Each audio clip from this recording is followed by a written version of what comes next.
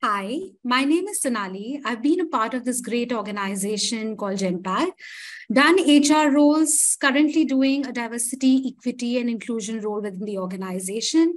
I'm responsible for building inclusive workplaces and work with inclusive communities within the organization. It's a great topic to talk about creating a workplace culture and building inclusive communities, so much close to my heart.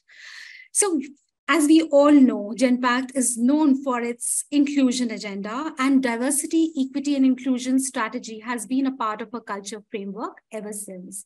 We have been driving this agenda, even though we did not coin it as a diversity, equity, and inclusion, but it has been a part of a culture framework. We aspire to be a balanced workforce. Currently, overall, we are at a 42% gender diversity, but we want to be a balanced workplace that is 50% gender representation.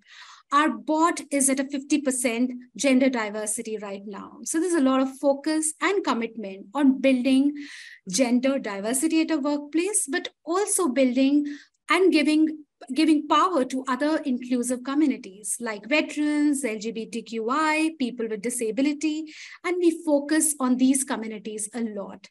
Talking a bit about our agenda, how is it that we are driving our diversity, equity, and inclusion work strategy? We work with the hiring team very, very closely to attract the right kind of a diverse talent. We have targets defined for the inclusive hiring. We have a target defined to attract right kind of a gender diverse talent in the organization. And that really keeps us on track to really attract the right kind of a talent in the organization. Now, as we have evolved and worked on this agenda, we realized that while we were focusing on building a gender balanced workplace, we couldn't really ignore some of the other important diverse communities. So, for example, LGBTQI, veterans, people with disability. So diversity and inclusion go hand in hand. And gradually, we really pivoted to include these communities within the organization. We have powerful employee resource group. So for example, Veterans Employee Resource Group, LGBTQ affinity group, and allyship group, which helps us steer the agenda. I would just like to take an example. When we started with the LGBTQI journey, we did not even want to really, build this agenda in a very engineered way.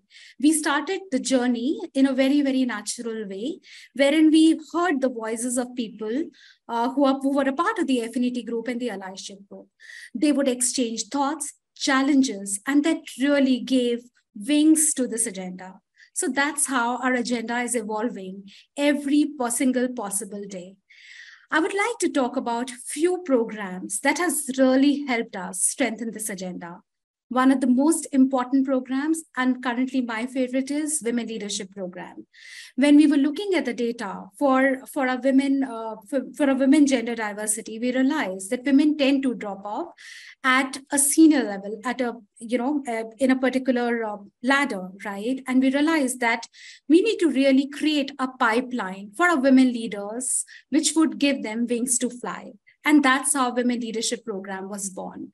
Women Leadership Program, it's a customized journey. We take them through a journey, and we also work with the HR teams to work on their career paths. The feedback from this program is extremely powerful.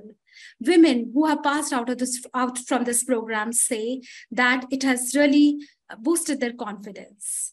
So we have launched the second cohort of this program in this year, and we are going strong. We also have a sponsorship mentorship program. Women tend to be mentored, but they are not sponsored. So they also need to be spoken to, but they also need to be spoken about.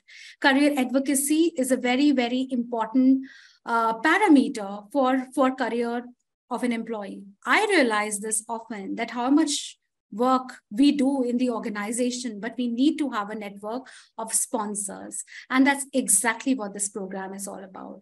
So we identify sponsors of women who are really talented in the organization, and we encourage them to connect. We encourage sponsor proteges to connect, and we encourage the sponsors to play a pivotal role in the careers of these women employees.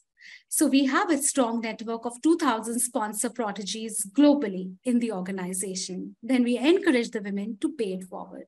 It is important to pay it forward and continue the chain, support other women, and help them in their career journey. While we are talking about inclusive communities, I think it is very, very important to build safe workplaces in the organization. And that's what our networking agenda does. Our networking agenda, it encourages all the employees to really build safe spaces, to come and talk about the challenges that exist in various forums. We also called in experts to really strengthen some of the topics.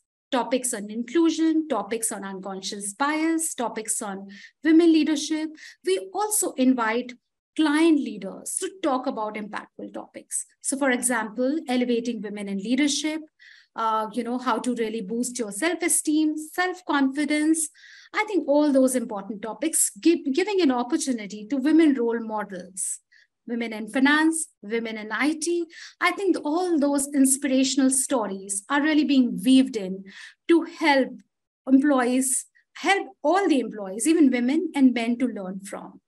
So we are able to engage about 60,000 employees through our networking forums every year, and it is getting powerful day by day. We also realize that well-being is an integral part of any organization. The pandemic really kind of reminded us of that. So we have strengthened our well-being agenda. Though we have employee assistance programs across all our global locations, we also have a partnership with Headspace, wherein we drive meaningful engagements, call in experts, and really do some sessions which could really help employees, right? Well-being is a tricky agenda, but whatever we could do to help and support employees, we always try and strive for. So I think this is all about diversity, equity, and inclusion agenda that is helping us thrive, that is helping us support our inclusive communities in the organization. It is still a journey, but hope we are able to really make a meaningful journey and really make a mark in this ecosystem. Thank you so much.